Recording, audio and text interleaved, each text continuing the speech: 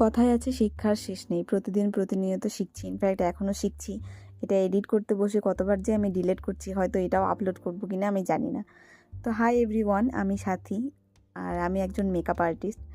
তো আমরা চলে গেছিলাম ঠাকুরপুরাতে একটা পার্টি মেকআপ ছিল। তো সেখানে দিদিটাকে সাজাতে গিয়ে আমাকে এত হেনস্থার মধ্যে পড়তে হয়েছিল যে কি বলবো, এরকম আমি কোনোদিন হইনি। তো যাই হোক, দিদিটারও খুব বিরক্ত লাগছিল যে এতবার করে বারবার সবাই ডাকতে আসছে, দিদিকেই শুধু দরকার পড়ছে। দিদিটা তো একসময় এমন রেগে গেছিলো, বলেছিল যে আমি যাবই না, তোমরা চলে যাও। আমার সঙ্গে এরকম হয় না, প্রত্যেকটা মেকআপ আর্টিস্টের সঙ্গেই এরকম হয়, আমি বুঝতে পারি না।